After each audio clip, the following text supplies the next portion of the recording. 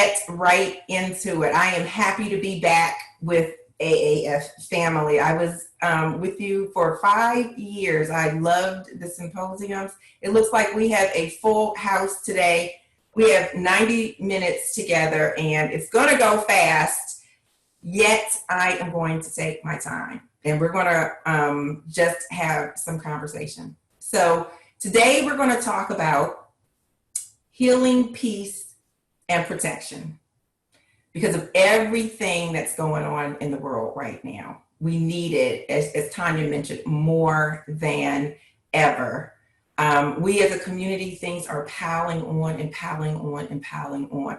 So our intention today is healing, peace, and protection. We're going to talk about, I just titled it, How to Advance Your Life. We talked a little bit about it in the town hall and we did a meditation. Today, I'm going to talk about all of the 7 intentions because they work for everything to advance your life, your career, your family, your relationships, because you align with your purpose. You learn how to approach life differently, and then all things rise. And I did a water meditation. If you attended last week, then you sort of already have a little bit of a head start on that. So I want to just start by telling you a little bit about me and how I know what you're feeling. Because one, we all live in this America together, or not all of us. I know this is the global AAF. Let's say we live in the world together and we know what's going on in all of our streets and with the pandemic. So these 7 intentions, I know they work. I call it a spiritual technology. I know they work because I've used them and I do wellness journeys. I also, it's not because of my mindfulness training. It's not because of my health coach certification. It's because 10 years ago, this month, next week, the week after next, my kids were in a horrible car accident. My son, who was on this call with me, who is my right-hand man, was 15 at the time. And both of my kids, my son and my daughter, were in the car. My daughter was driving and they were in a rollover critical accident. And my son, Evan, was paralyzed and he still is. He is a quadriplegic. And at the same time, going through that, I was going through a divorce. The papers were signed, but trust me, it doesn't end on the day that the papers are signed. So I was going through a divorce. My kids were in a car accident. My son is paralyzed. My boss was a racist. He was after me. He was after my livelihood, my job. And so I had the perfect storm. And I did what a lot of us do who don't have the tools. I drank and ate. And instead of not sleeping, sometimes I couldn't sleep. Sometimes I slept too much. So I had the whole full depression and all of that. And you have these moments of purpose that lead you into a new direction. What the world is going through now is also a perfect storm. So we are all going through that type of trauma. And so it takes a practice and it takes a guidance, wherever it comes from, to be able to learn the techniques to overcome so that you become a victor and not a victim. I was a total victim. I was laid out. And fortunately for me, the focus on my son, it became all about, he's in the hospital. We were in the hospital for 3 months. And from one department to another, I had to advocate for him. They didn't know, the pulmonary unit wasn't communicating with the rehab unit and the this and the that and the other. So I was able to become singularly focused with purpose. The money didn't matter. The old marriage didn't matter, And I started to find my divine guidance. And so over these 10 years, we have thrived. He and I have thrived. My entire family has, my daughter as well. And he's finishing grad school now. He works with me. He started his own business and he consults with me. He's my man behind the scenes here. So when we have technology issues or anything, he is the moderator, and you may even meet him later. We'll see where the spirit takes us. So with that, I'm going to share my screen and we're going to talk about the 7 intentions, but first we're going to set the stage. We're going to talk about a mindset shift. Okay, what's going on in our country, the racial and social injustice is just untenable. And the words that we've been hearing, that I've been hearing a lot, is people are overwhelmed and exhausted. Those are the 2 words that continue to come in, aside from frustration, anger, all of these things. So the question is, how do you overcome these emotions? These emotions are barriers to productivity. Yes, untenable is a good word. It's unacceptable. It's something we have to do something about actively. But the anger, the emotions, that there's a saying, oh, I want you to have pen and paper, because there will be things I want you to take away from this. A lot of sayings, wisdoms come through centuries, and they come through sayings. And when they resonate and stick with you, it's worth having. It's okay to be in pain. Pain is natural. You get hit by a car, you cut yourself. Pain is natural. Suffering is a choice. Suffering is a mindset. It is a laboring into, a leaning into the pain instead of leaning into healing. So today we're going to lean into healing. We're going to take the pain and recognize it for what it is, and it's horrible. But we're going to turn it, and we're going to, see the future. We're going to see how we participate in it. We're going to look at our whole lives. What the technology is, a mind, body, spirit alignment. So I wanted to just put that out there as we go forward.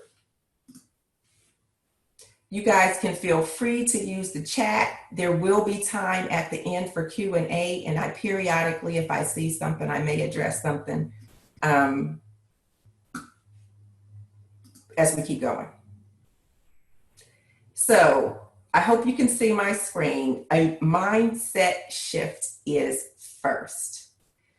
Where your attention goes, your energy flows. So we all think of things a certain way, and that's natural. It's natural that, we're raised by our families, we have in our communities, we're shaped by our teachers, our siblings, our parents.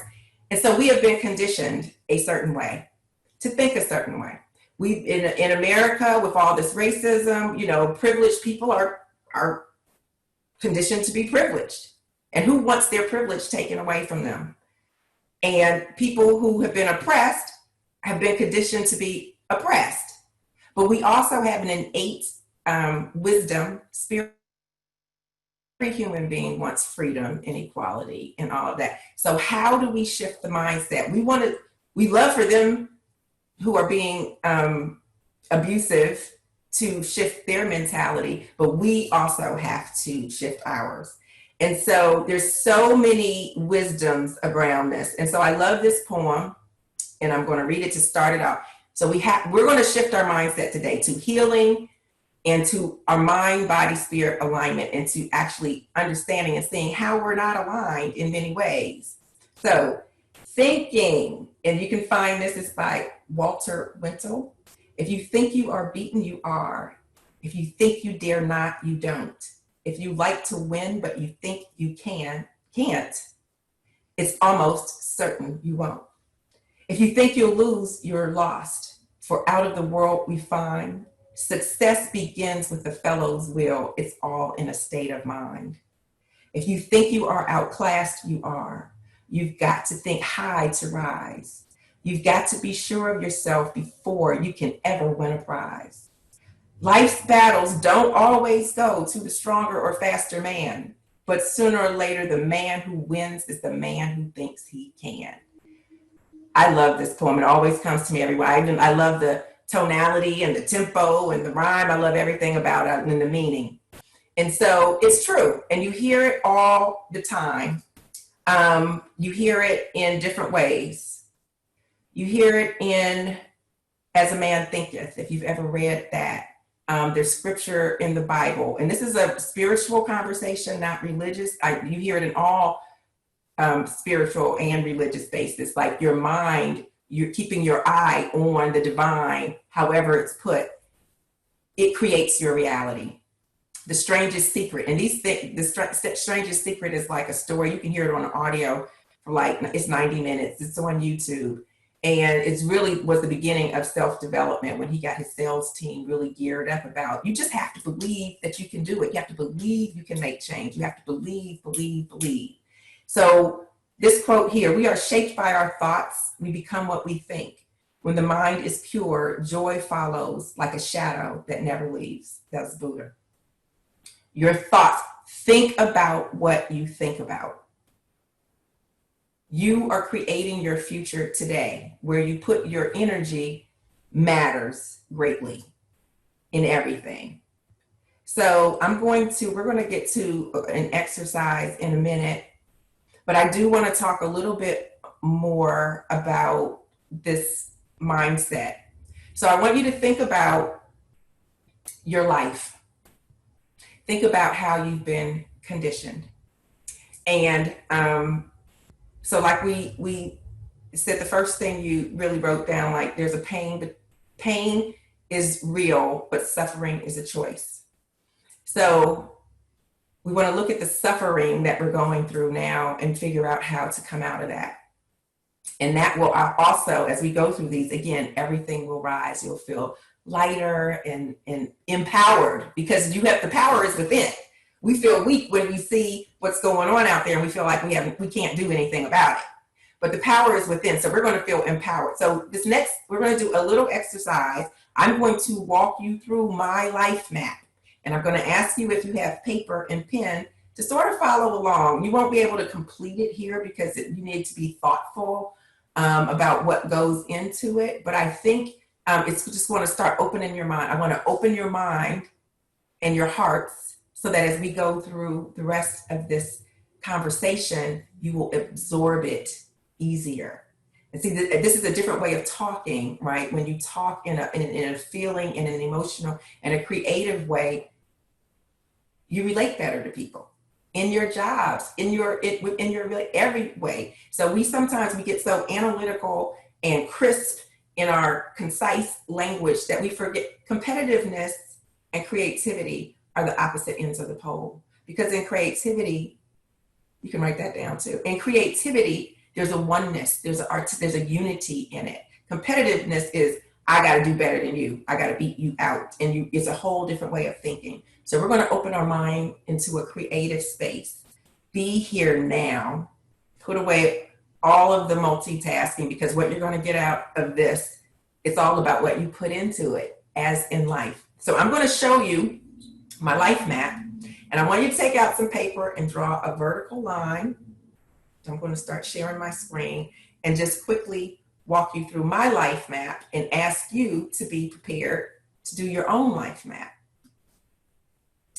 And whether you're able to do it here, you probably won't, because we're not, it's going to, if you really get into it, it's going to take you 20, 30 minutes. But I want to just show you. So I'm 52. And I drew this, and it hasn't changed much, but you know, you put on the axis, sort of divide it into 10s or 5s, divide your lifeline. This is your lifeline, your life map. And then really the line would be neutral, you know, where everything's sort of okay. And anything above the line, this is your own scale, your own creativity. It's good things happening, you know, in general. And below the line is stuff's going horrible in my life. So I would say from age 0 to 20, I grew up in DC. I'm one of 5 kids, both parents, inner city, but we went public schools, but it was all good. I loved it. Then I went to FAMU, HBCU. Oh, I got so many friends from there my whole life, up. Then I get married right after school. And then somewhere around my 30s, you know, I got kids, a house, I got bills, responsibility. And then things started happening in my marriage. And then I had the whole work-life balance thing going on because I was growing in my career, becoming a manager and then an executive. And then, this stuff still happening at home and my kids need my attention. And then finally, by the time I was 40, I'm divorced and my kids are in a car accident. And that was my bottom. And so that's when things start turning around.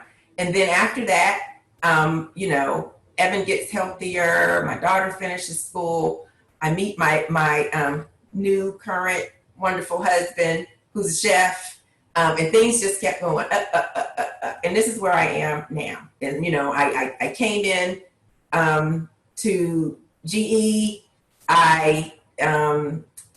Just things kept going. A few years ago, I left to become an entrepreneur. So I continue to follow my dreams and do these things. And now I'm at what I feel like is an all-time high.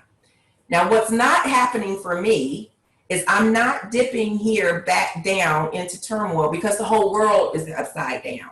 I can still now be in joy. I can activate all of these tools and muscles to when I get frustrated, to when things happen to me, I can cope. And that's where I want to talk to you about, because you can do the same thing. I know you can, because I've done it, and people who take my journeys are doing it now. And so I want to invite you to just take a look, start sketching. You can see sort of the tonality, up, down. It's all for you. It's you don't have to share it with anyone. If you want to, that's good, because talking things out also helps. But let me tell you what I learned, and what many people have learned doing this exercise is where I was the happiest was when things were flowing, when I was in great relationships. I had goals and I was accomplishing them. I was creating the vision I wanted. I wanted to get married with 2 kids and a house and this and this, and I got there. But the reality of it started setting in, and I wasn't prepared for all of the different pressures that were coming in, and certainly not, the unexpected things, which is always going to happen. So I learned that when I set goals, I was able to take them. And I also learned that things would take me out of my game. And what did I do? And where was I the happiest? Where did I participate in the good and the bad? And so it'll be a very internal and exciting place of discovery for you to really change your mindset and look at the things that we've been talking about. So that's an opener. It's an opener. It's an examination. It's a reflection that you can do. And no change comes without effort. If you're waiting for the sky to drop, Lord, why aren't you taking me? Why is this happening to me? Life is, period. Like, life is. It is good and bad. And I even hate to say bad.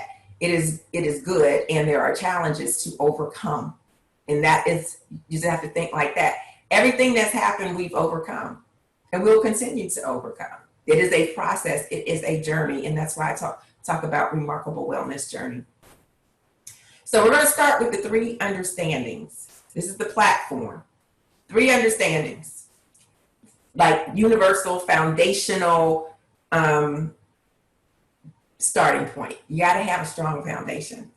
So when you change your mindset, you want to be open. I've been trying to bring out those open muscles, my openness, open-mindedness, open spirit. Look at my life.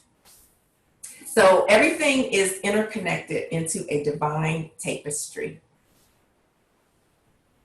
And that's saying that we're all one.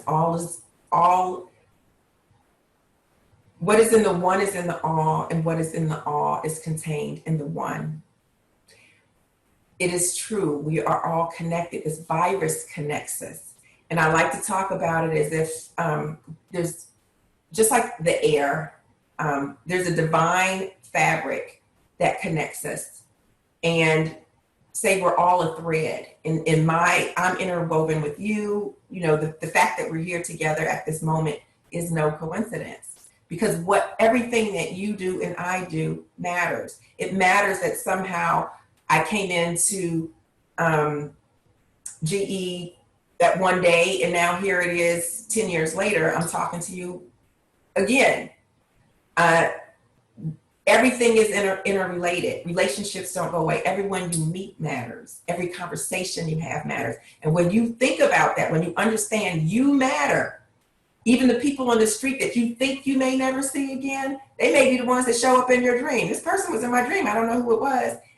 Everything matters. When you start to let that soak in, every post you make, every meeting you attend, every meeting you don't attend, every conversation with your child, no matter how benign you think it is, everything matters. Everything is interwoven.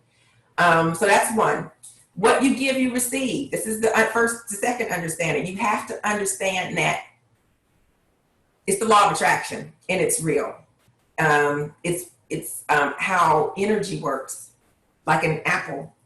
When you let it go and it falls gravity, it is what it is. What you put out, you get back. So when you're putting out negativity, frustration, do you know people who seem constantly angry? They seem like they're just a curmudgeon. They're always upset. Negativity is a barrier.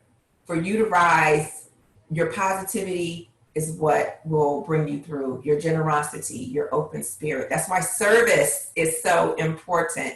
You get out of your way and open yourself for others. It opens you up to receive back. You have to understand that what you give is what, period. It's a law.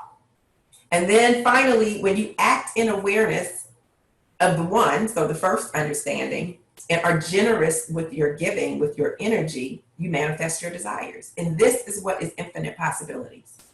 So we're all connected. You become intentional about realizing that. So I smile at people on the street. I wave, because I know that friendliness, that whatever that I'm putting back, I'm going to get back. Even if they don't smile back, it doesn't mean that it's coming from the same place. It's going to come from someplace else, probably more abundantly. So you have infinite possibilities to create the life you want by how you deal with your situation today. When you understand we're connected, when you understand your energy and what you give, you receive, then you can activate it. You activate it by putting your desires, by the affirmations, by objectives, goals, intention setting, and with time, and the more consistent you are, that time becomes shorter and shorter. Like people who seem to have the golden touch, the Midas touch, like, why does everything go great for them? Well, one, you don't know what they're going through, but maybe they're practicing these things. Most people aren't. Most people, we're blind. We get caught in our own self. We deal in the competitive side, not the creative. And hence we have a world that's upside down right now. So these are the three understandings, and we're going to go forward, and I'm going to tell you about the 7 intentions. But before I do that, I want to open your mind again and play a quick video, and then we'll get into the meat of the matter.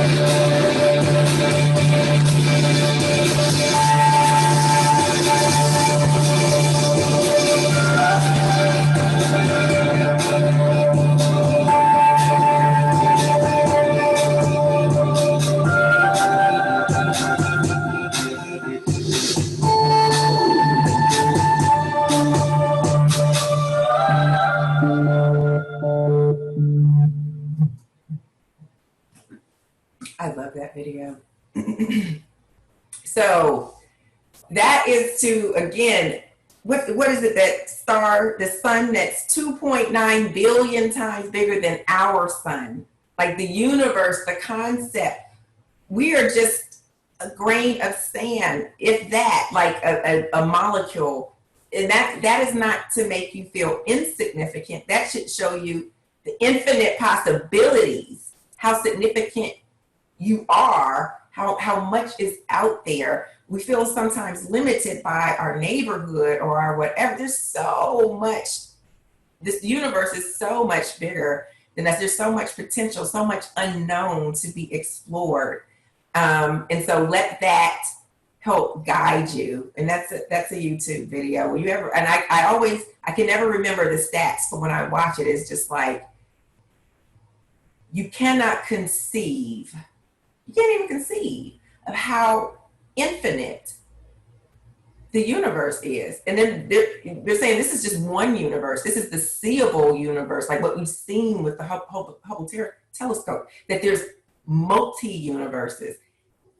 The sky is the limit. So we may be upset and limited about this little thing here, but when you think of the greatness of the one, of God, of spirit, however you want to look at it, it's infinite. And so let that open you up and be your guide.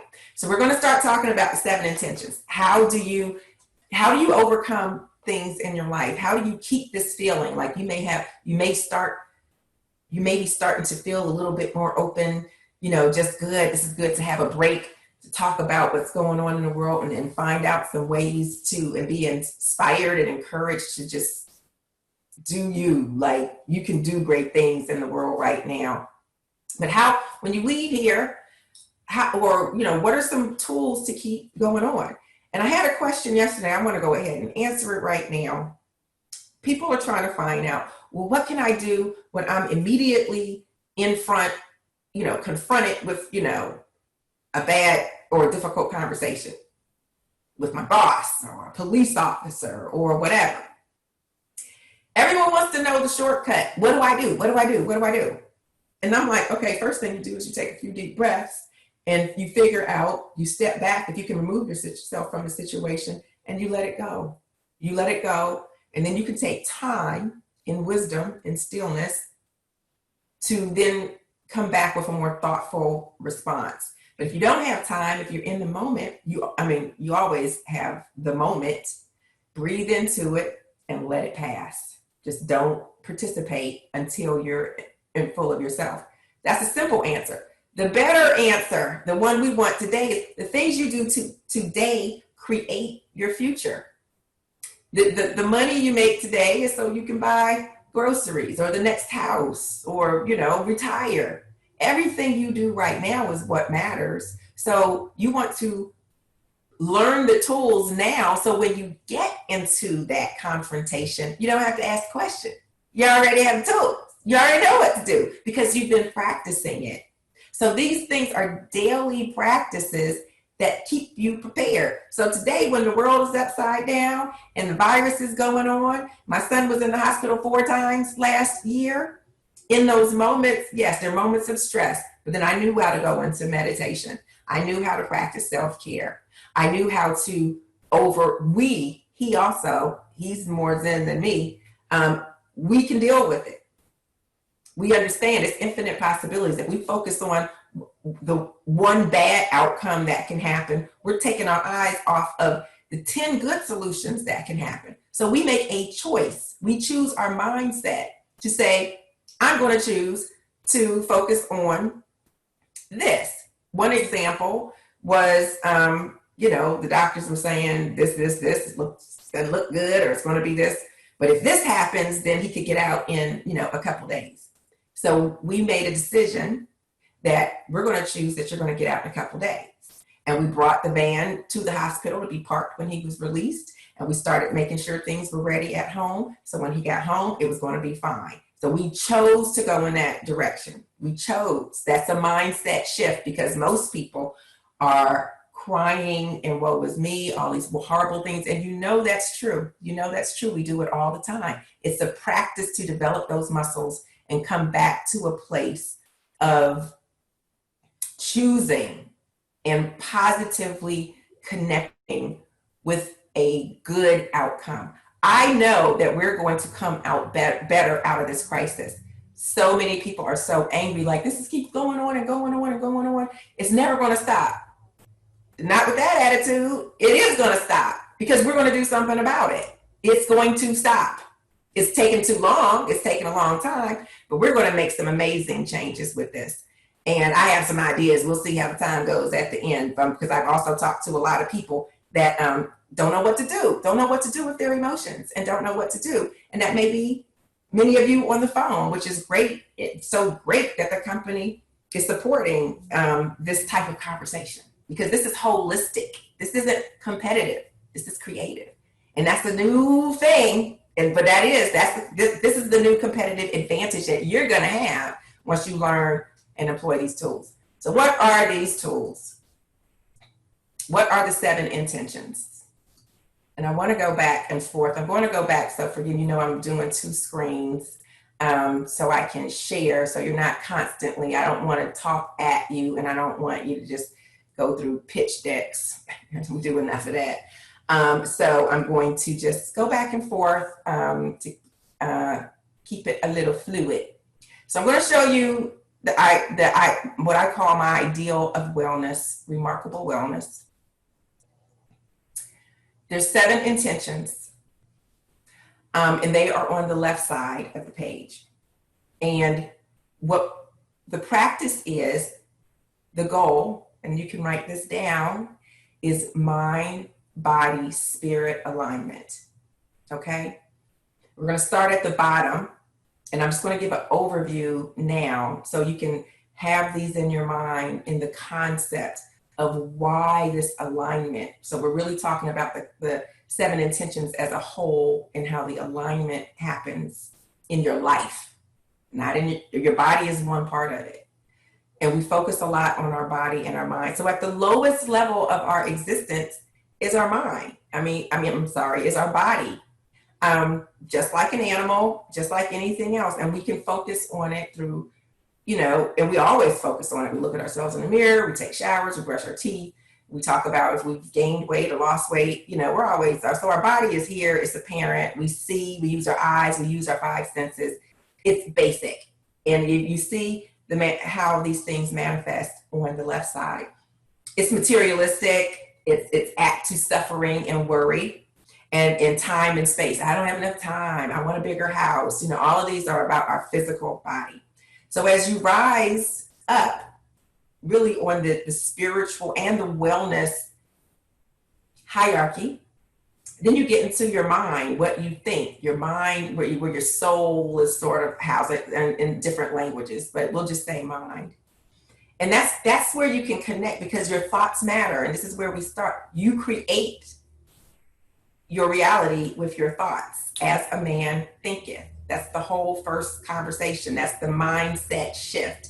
So this is where you're activating your power. Think about what you think about. Change your language into positive language. Make positive choices. This is what your thoughts can do. It's perception, it's experiential, it's your willingness to shift your mindset. And then we go up to the spirit. And this is what we're going to access today that most people are not using. It is the most powerful. It is the supreme essence of your being. The supreme essence, the divine mind, love and light, never diseased, doubtful, or discouraged. As you rise and start to use your spiritual self, you will not be a victim. You'll overcome. Problems will come, but you'll overcome them quicker. You'll understand. You'll be like, these things happen, but I know I'm in the spirit. I'm open. My mindset is different, and I can change. This is where the abundance comes. This is where the co-creation. This is the infinite possibilities that we're talking about. So that is how this alignment works. So we talked about in the town hall, the story of the water, and the water being that spirit. When you let your spirit, when you let these overriding principles come together, it covers you. And that way you are always sort of flowing, or on your path. So I'm doing a wellness journey now. Let me stop sharing for a minute. I'm doing a wellness journey, and I do these twice a year. We're going to do another one in September. We usually keep it to 50 people or under. And so, because I also do one-on-one sessions, and it's 8 weeks where we do a journey. And I talk about each of these principles every week, 1 hour on each. And within it, we do like a 10-day experience where we're shifting and we're aligning. So I'm going to also talk to you about some things that you'll start to see as we go through: coincidences, synchronicities, and we talk about being in the flow. So on this journey, and we're about to do week 6 on Saturday, and my son Evan leads that one, and it's on kindness and gratitude. And most people on this journey, we do a survey at the beginning. Most of the people, they want to do 2 things. They want to find their purpose, and they want to lose weight. So we've got the high spiritual, and then we got the weight the body can't get away from it. And that's okay, because we're human beings. It's the alignment that is what we're searching for. And I can tell you, so in the 10 days, in the middle, we do a 10-day intensive. And I'll talk about that later because I wrote a book on that. So I didn't really want to lose weight. I had gotten past not being able to lose that last 10 pounds or, this 50-year-old stuff going on. And I just couldn't lose weight. I stopped being frustrated about that and decided to just accept myself the way I am. But because the people on my journey wanted to lose weight, I said, I'm going to participate in that intention with you. And I've actually lost 8 pounds. Because there's a mindful eating component in here that we're going to get to. But when you really set your intention and you do these things all together, it makes a world of difference. So I do want to just invite you all, anyone who may want to, when we get through this, participate. There may be an invitation for a few people who might want to participate in the one journey session tomorrow and see what Evan talks about, kindness and gratitude. This is the energy that we're talking about, and we'll do this intention. But he does it well because of all he's gone through. He's living independently as a quadriplegic and still struggling with so many things. And he is like the happiest, well-rounded person. As a mother, I'm super proud. And I look to him for a lot.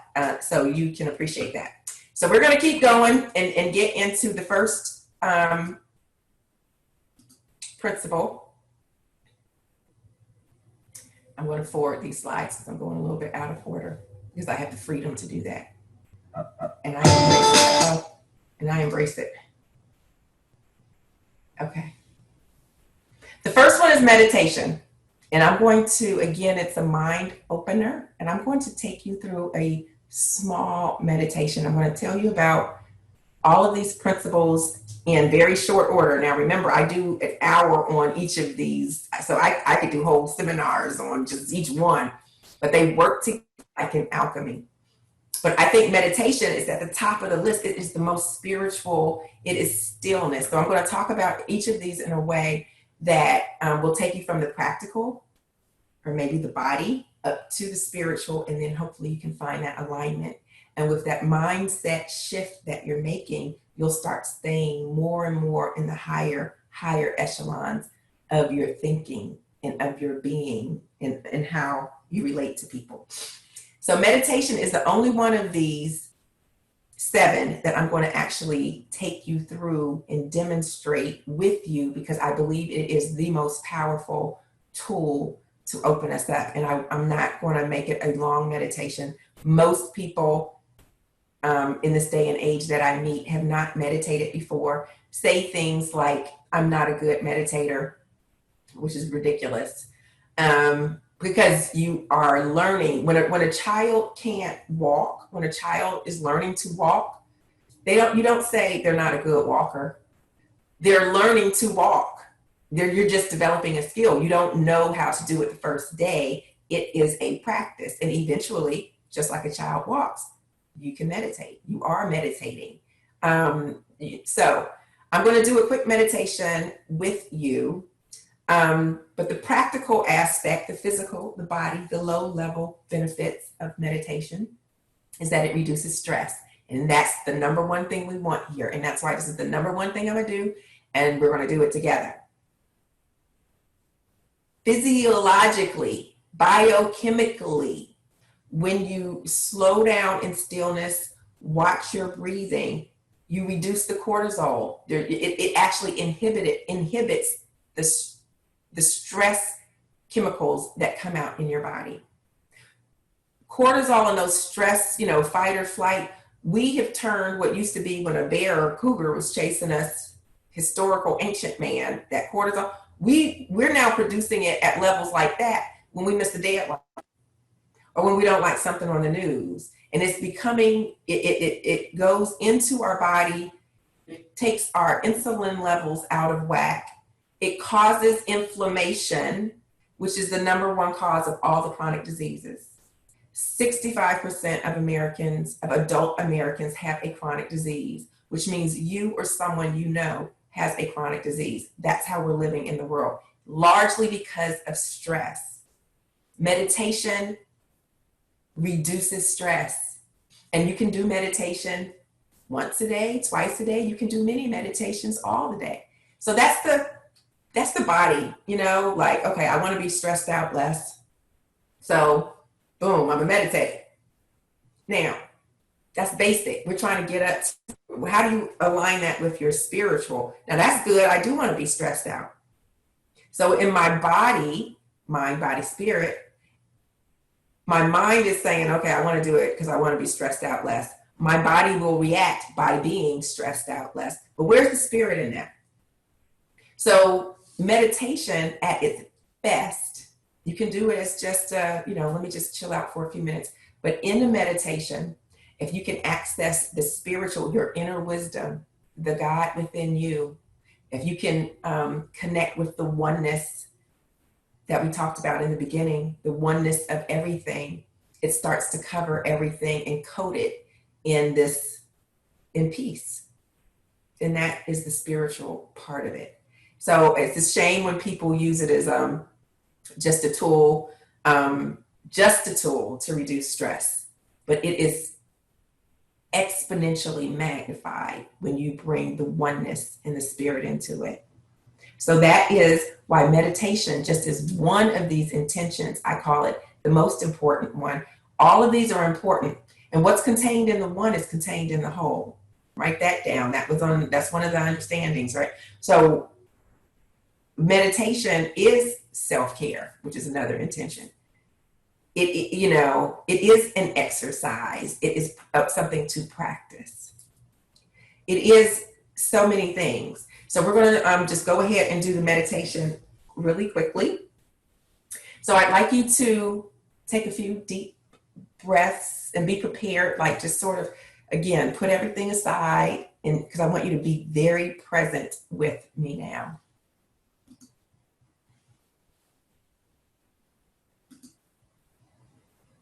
And I want you to look at the screen. This is a mandala. And if you can, sit up, uncross your legs, maybe scoot to the edge of your chair a little bit. Or if you're on a pillow or on the couch, or you can sit lotus style. But otherwise, uncross, don't have your ankles crossed or your arms crossed. And just an open posture, and keep your hands on your lap facing upwards. And take a look at the mandala. This is a meditation tool, and this is a pretty simple, if there is a simple one, just one real color shade dynamic. But look at the mandala. Look right into the center of it. Let's take a few deep breaths in and out. And take some breaths on your own. And keep staring at the center. And see from your peripheral vision, see the outside, see the whole mandala as the universe, and you are the center of it.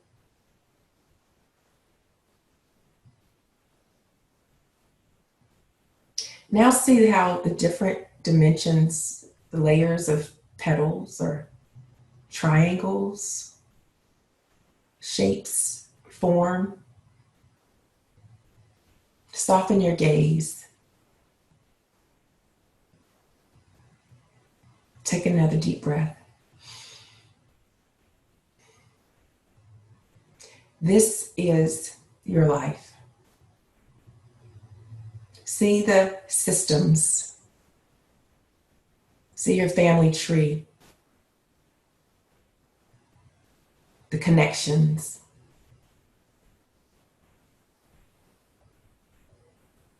See how when you change your gaze, things change. This is the power that you are.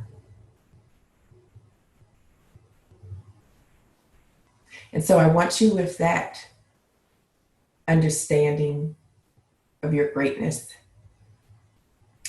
If you're comfortable, to close your eyes. If you're not, continue to gaze softly into the center of the mandala.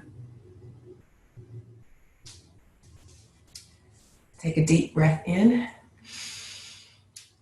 and exhale.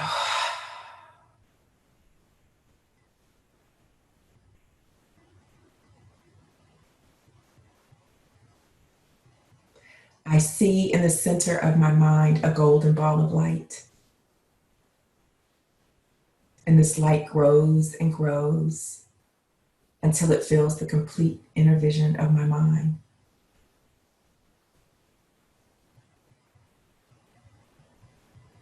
It's a beautiful light filled with love and compassion. And it goes through the top of my head and activates every cell in my body. It goes through my face, my nose, goes through my ears and my neck and shoulders and releases all tension.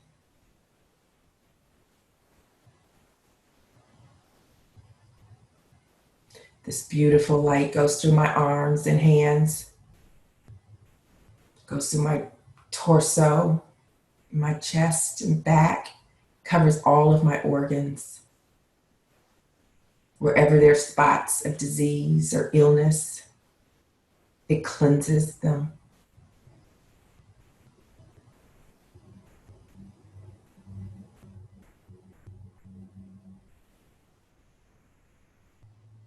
See the light washing away anger, releasing the pain in the chest. This light goes through my butt and my legs, my thighs, and knees, goes through my calves and my feet and down into the earth.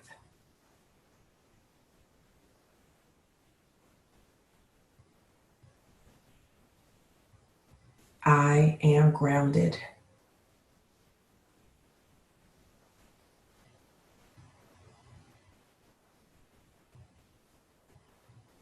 This is my light. This is the light of wisdom and of love. My body is illuminated.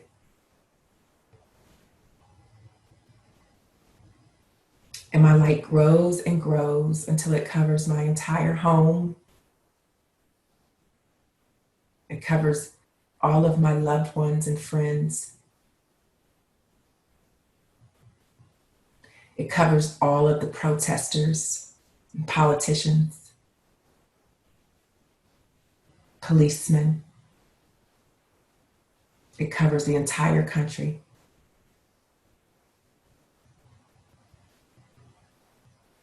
It grows yet still and covers everything, the entire world. Now the sun and the moon are within my light.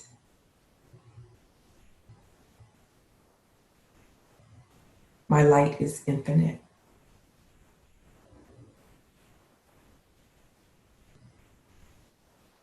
There is no place where you begin and I end. And we are one with God in this light.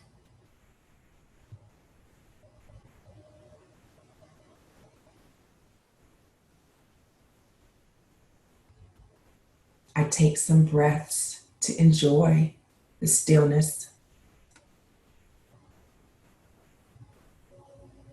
this connection with the omnipotent.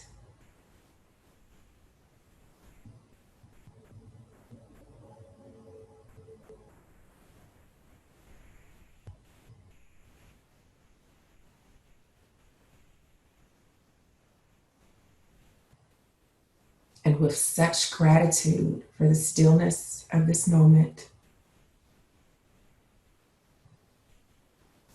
because there's no conflict here.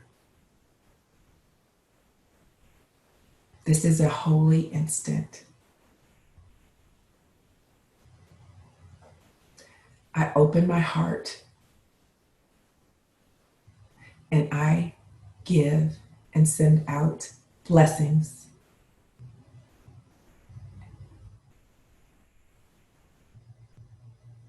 joy,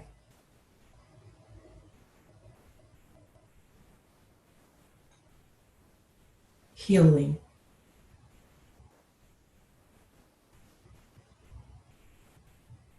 peace,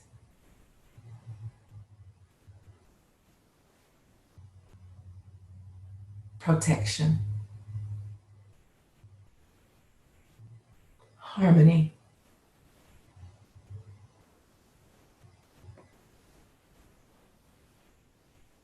love.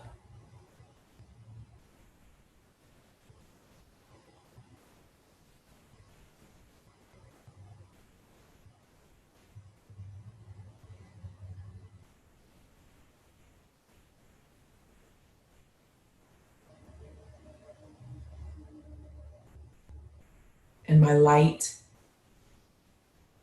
receives it all back from all of those who sent it to me as well.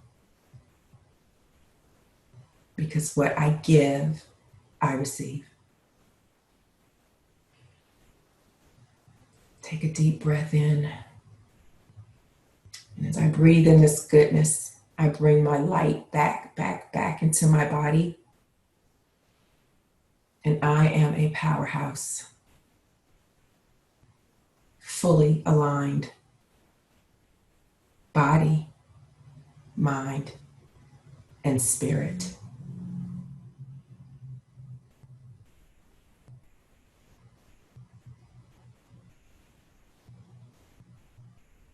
And so it is.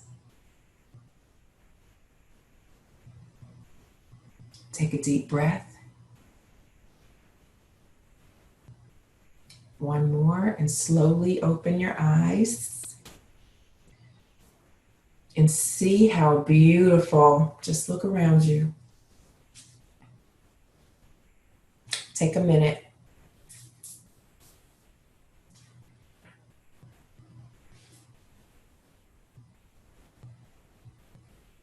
After you meditate, it's good to sit in it for a minute because it's a good feeling.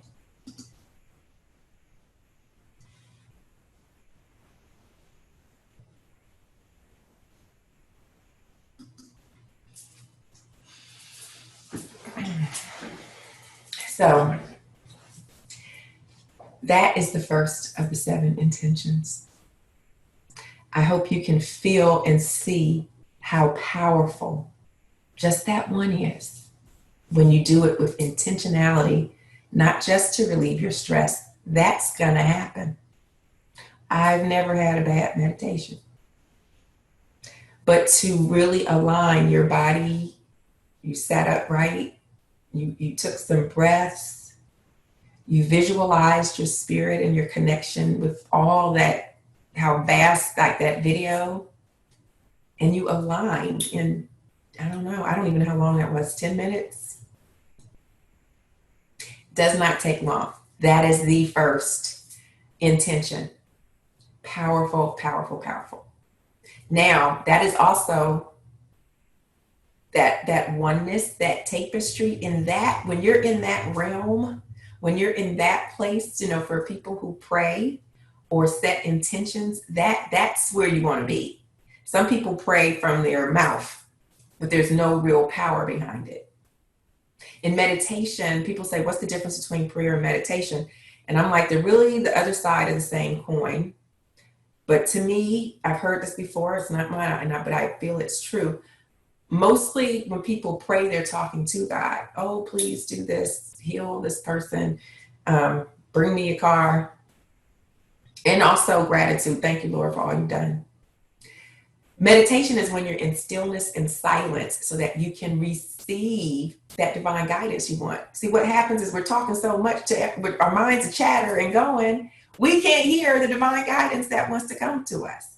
That's why stillness, silence is the language of God. So you can hear, and you will hear it in different ways, through creative ways, not competitive, through your intuition, through synchronicities, coincidences, through seeing the same sign over and over. You'll learn the language of the universe, of God. It's not going to talk to you like, knock, knock, knock, wake up. I mean, it could. I mean, all things are possible, but it's more fluid. And that's the language that you learn. And you get in contact with that when you are with meditation, when you take it to that level. Okay? So I'm glad to take you through that. I'm going to come out of it a little bit, but I want that openness. I want you to sort of go through the rest of these and understand them with your heart open, with your light still leading your understanding. Your understanding doesn't have to be mathematical or literal. This is creative. It's abstract. So just let it be loose with yourself. Be loose with this, and that way you'll actually receive more. So I'm going to go through the other 6 much more quickly, but that is the one I wanted to spend time taking you through. So I'm going to share again, but I want to check to see how we're doing. Okay.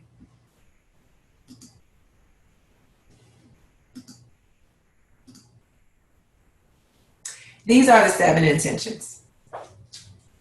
Meditation, we just talked about. We're going to talk about exercise, mindful eating, and these you can write down.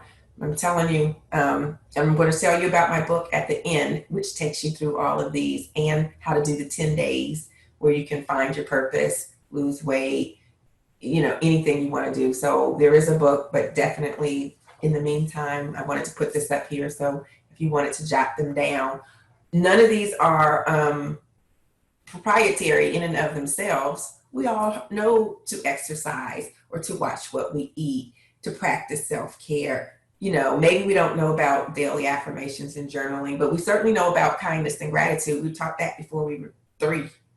It's sleep and rest. So in and of themselves, they're not, but the way we think about them is what is needs to change. It's the mindset shift, just like thinking about meditation in a different way and thinking about how it could be a game changer in your life. Exercise. So I'm going to run through these now with you. And in all cases, I'm going to go from the practical, the body, up to maybe more of a spiritual understanding, so that you will begin to think about it in a different way and do that spiritual mind, body, spirit alignment like we did in meditation. Okay.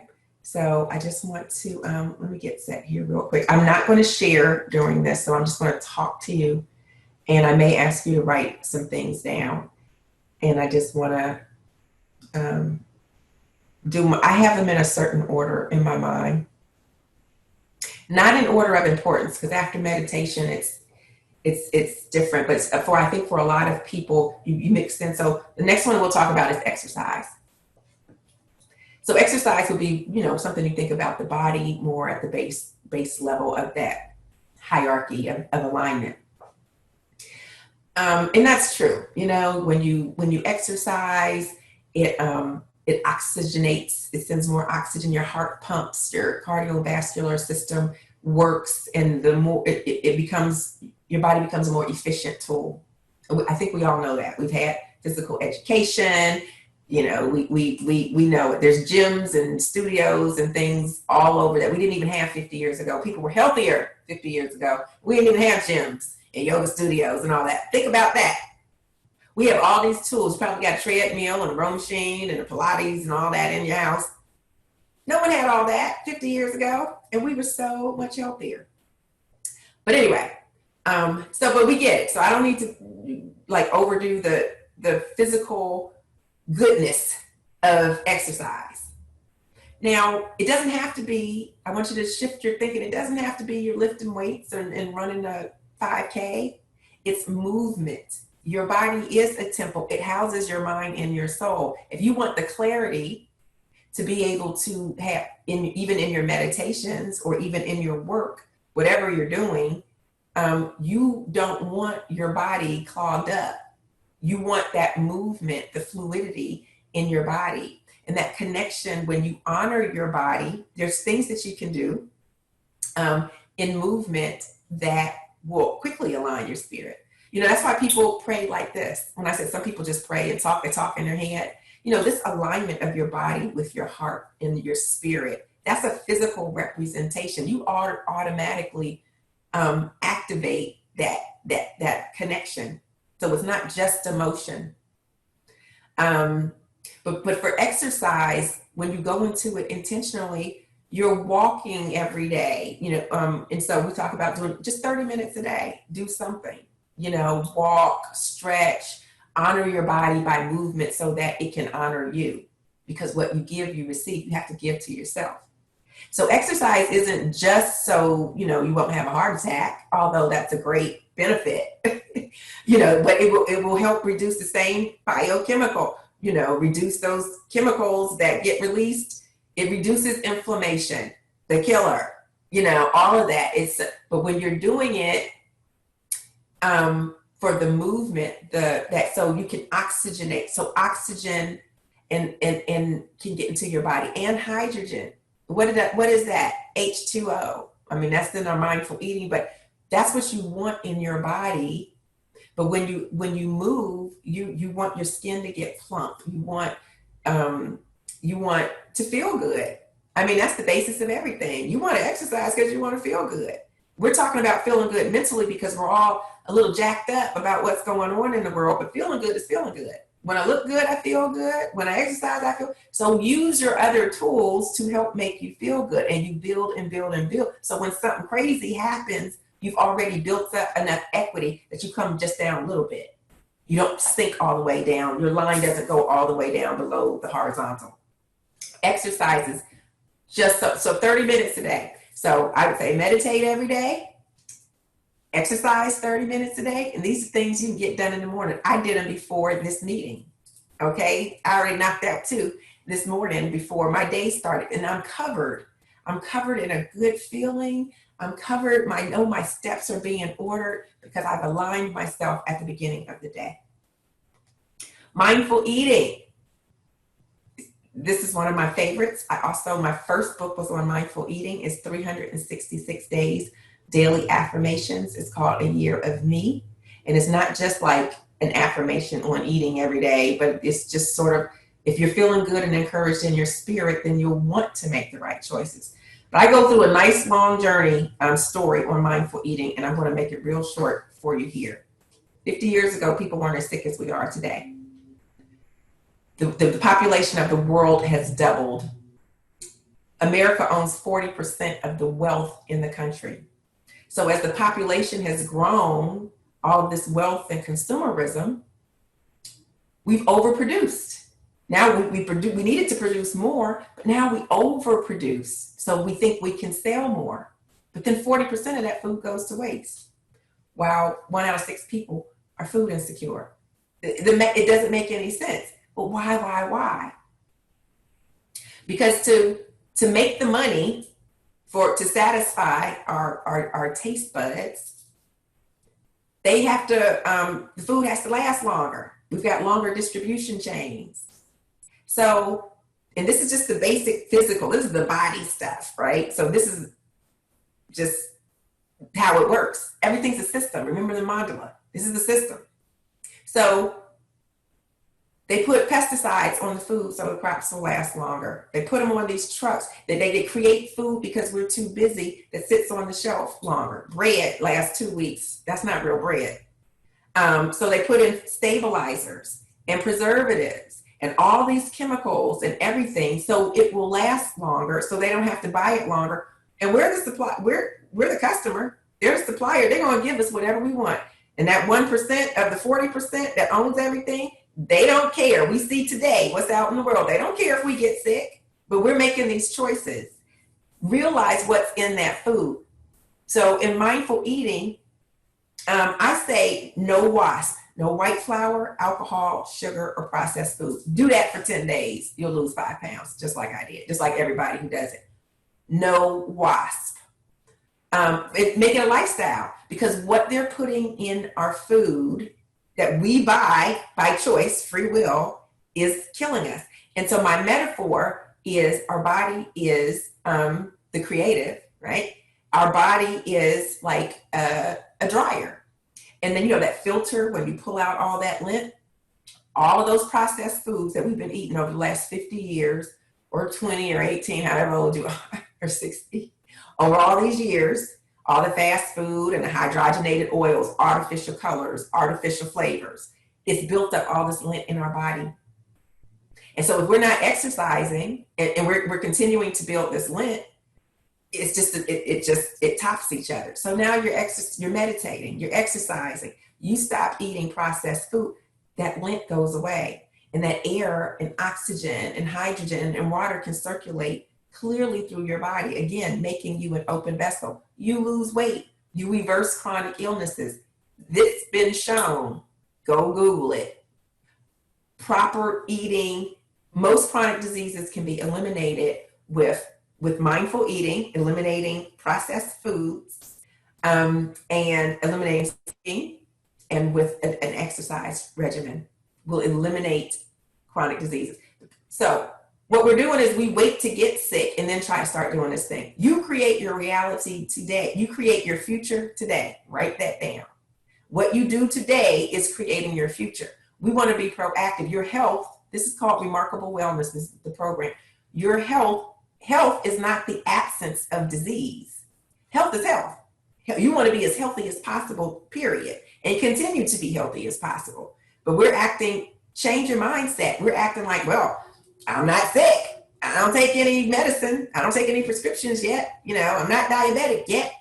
And wait till that happens. No, do these things now and continue every day to live a vibrant and beautiful life. And then self-care. It is not as flat as just taking a bubble bath. So I start at the body level, take a bubble bath, light your incense, your candles. I got all types of things around here. I got smudge. I know how to do self-care.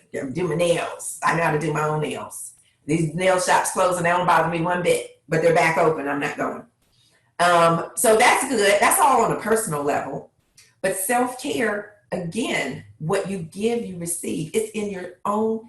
If you're giving to yourself, you'll be able to receive. You'll be able to value yourself. You'll be open enough. So that you can receive. It's about you want to get into yourself, the divine guidance and wisdom. And when you spend time with yourself, whether it's in a bath, whether it's reading a profound book, or listening to an activist, or whatever it is you want to do that you're not able to do on a normal basis, you want to start really reflecting on, and it's not just the body things. What's the self-care of your spirit? Spend a day of silence. Spend 4 hours of silence. Try that. Try 2 hours of silence. Turn off everything. No phone, turn it off. No tablets, no electronics. Self-care. Self-care. So that's that alignment, bringing it. I read an article where people are like, oh, this self-care, that's like, people keep talking about it all the time, because they're taking it from a body flat level. They're not up in the higher consciousness levels of improving, a way of living your life that will let you overcome everything. So most of the world is sort of flat thinking.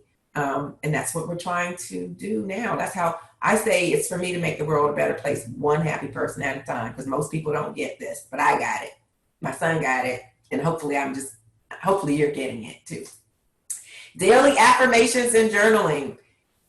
Creative, writing them down. Journaling is important. It used to be, I tried for years when I was younger to journal just because people did it and I thought I wanted to do it. I didn't have any understanding, but now I do. If you don't know how to journal, because a lot of people say, I don't know what to write. What do you do? It's not hard. Just do it. Put the pen to paper. What happened yesterday? What happened today? Write a letter to yourself. Write a letter to God. Just say, it's a beautiful day today. And then the affirmation, I'm going to be great. I'm going to make a friend. I'm going to start that business. I see it doesn't have to even be what you do today. It's what you create your future today by your thoughts and your energy. You see how everything's coming together? That what we talked about earlier? Your mindset matters, your thoughts. You affirm yourself. I am going to overcome this injustice. I am going to actually not just ask people to do voter registrations. I'm going to figure out how I can be authorized to register people to vote. That's what I'm going to do. I'm going to figure out where I'm going to become a part of society in a positive way. And then let the day help carry you and figure it out. Many of them. And in my journals I have I have affirmations at the top. So you don't have to think about it. I wrote a book of affirmations. People will give you affirmations if you don't have, but the journaling is yours to do. And that's creative. Kindness and gratitude. I told you we're going to talk about that tomorrow. With Evan, I will invite you if you're interested. Then you can email me at tk@remarkablewellness.us and we will send you a link for this one day because it's such an awesome special presentation. I'm gonna leave this simple. We learned this in kindergarten, but gratitude and kindness is what you give and what you receive. Again, that understanding. Bless just from your heart. Here's a kindness. Just from your heart, close your eyes and breathe and bless all of the protesters that they be safe. Just bless them. Just bless them. A blessing blast, I call it. I would go into Starbucks every morning and work and just bless everyone in there because there were some regulars. Kindness and gratitude. It comes back to you. And finally, sleep and rest. Get 6 to 8 hours. And the whole spiritual component. Well, we know you should get 6 to 8 hours, again, biochemical, but there's a whole conversation around you have to sleep a certain amount of time to get to that REM state because that's where your short-term memory becomes long-term memory. But it's also where your body, your muscles are regenerated and restored. And so that is so imperative, 6 to 8 hours. But I say if you do all of the other 6 intentions, you'll be able to sleep without any problems. And so I wanted to leave time, so I rushed through the end, but the information exists. I think the biggest part is to get the concept, to get the mindset shift, to get that feeling and understanding, because everything is here. It's in the book, it's written, and then there's a 24-point system of how to do these things. And I do coaching. You can reach me on all types of media. And I even I'm going to share my screen one more time. And then I'm going to turn it back to Tanya and I'm going to open it up for questions. So if you have questions, you can raise your hand and we can put you on screen or just, you can talk if you want.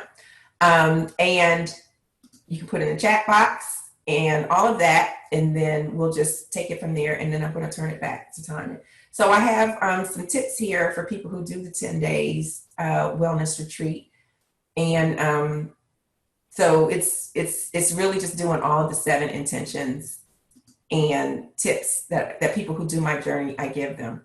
I want to let you know that all of this is in my books. I've written 3 books and I'm starting to work on my 4th one because there's a lot going on. I feel it's going to be really different. The 10 days of wellness retreat for personal transformation at home. So you don't have to go to Arizona to get a wellness retreat. You can do these 7 intentions in such a way. A wellness journey is the journal. So you can get the journal. It has daily affirmations. So I try to make things, again, this is a holistic program. And the first book is A Year of Me, the daily affirmations that we talked about. So everything goes together, like all of it is the system. And so I'm really proud to have done it and to be here with you today. And this is just different things that you'll start to feel. You'll be in the flow, you'll feel blessings and all of that as you go forward. It's going to be amazing. So I just want to make sure you know you can find me everywhere. I'm on Facebook and the big Instagram. I got a YouTube channel, which is pretty good if you like this. I'm trying to build up that. And the newest one we just got on this week is called Patreon. Patreon.com has a lot of content for people to follow. So then you would be my patron and help support this conversation and the things that we do. So check that out. It's new for me. Evan has me trying new things. It's good to have smart kids.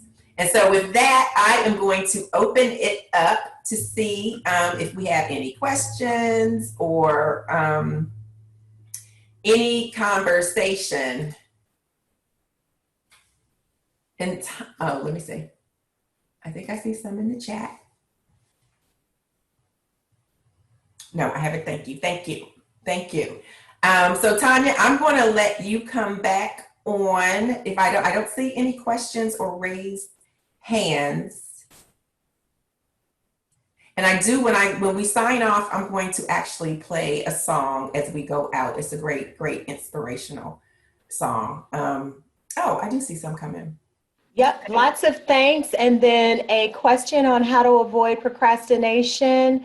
And is it normal to become emotional during meditation? Great questions. Good question. Yes, it is normal to become emotional. Yes. And let it flow. Let it flow. I mean, those are some really good deep meditations. That means that there's things, even if you can't define them, are coming out, and that's good. And then as time with your practice, maybe it won't be as emotional. It'll be total stillness. But it ebbs and flows. Sometimes it is just with life, but it's a good thing. That is a good connection. So definitely that. How do you avoid procrastination? I would just say sit with that. Everyone procrastinates for different reasons. So again, I just want to take care with fast answers. I procrastinate for different reasons than you procrastinate. So I would say the way to avoid or work on is first you got to figure out why you're procrastinating. Is it fear? Is it fear like I don't want to do my bills because I know I don't have any money? That's when I procrastinate. Is that something I don't want to confront?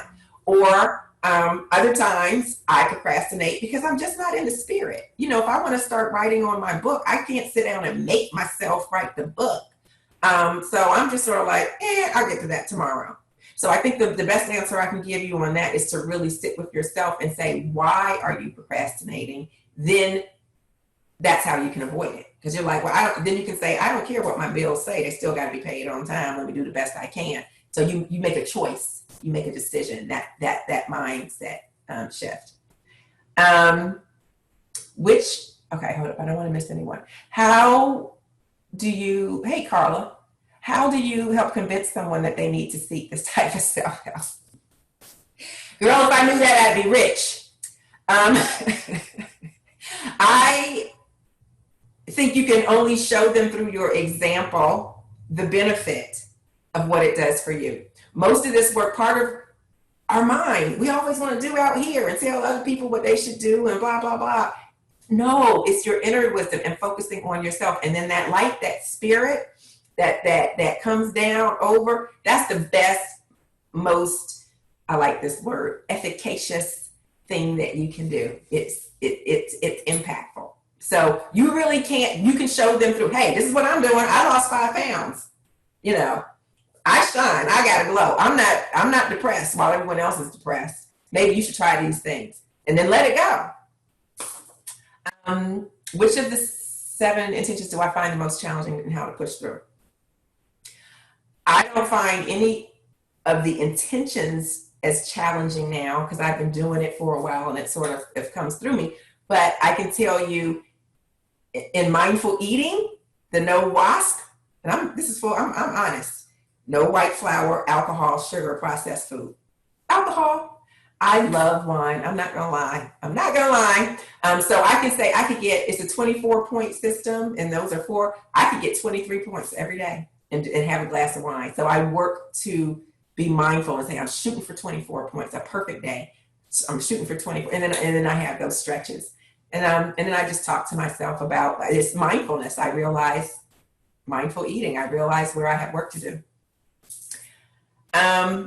Teresa, hey, oh my goodness. My favorite scripture is Matthew 6:24 through, gosh, I just moved my Bible too. But do not worry. It's the do not worry. Look at the fields and the lilies and the birds in the air. Aren't you greater than them? Yeah, don't worry about tomorrow. Tomorrow will worry about itself. Each day has enough trouble of its own. Thank you, Teresa. That is my favorite scripture. It's got me through a lot. Do not worry. Do not worry. So, did I miss anyone? I want to be respectful of your time, so I hate if I rush, but you can get in touch with me. How do you shield yourself from the negative? Let's just say everybody in GE isn't supportive on the same page with the changing world. Yes. How do I shield myself from the negative with these 7 intentions? Because it's so true. What's the best story I can tell you that's quick? Yesterday, I'm leasing this house, and yesterday I had a presentation, and then I took a nap because I didn't get as much sleep because I was preparing. And I came downstairs, and there was 2 men in my house because they're having work done, the owner and someone else. And I was very mad because I had a note on the door that said, do not knock or ring the doorbell, because I had done a presentation earlier. And so I called my husband. My husband comes home because it's not safe. And I'm thinking about all this privilege stuff. Would they have done this in a different situation? Why do they think they can do this? I'm paying my rent. And so I'm thinking that what they're thinking they're privileged. Just like, you're saying some leaders or some whatever, they're not all getting what we're saying.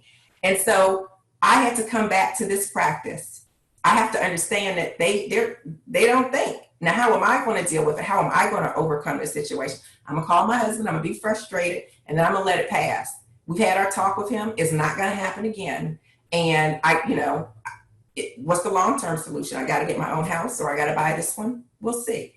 But it's practicing these things will bring you to a better place. So when you have that confrontation, you don't just get killed. So thank you, guys. I think I see one hand up. Teresa, you want to say something? Can you unmute yourself?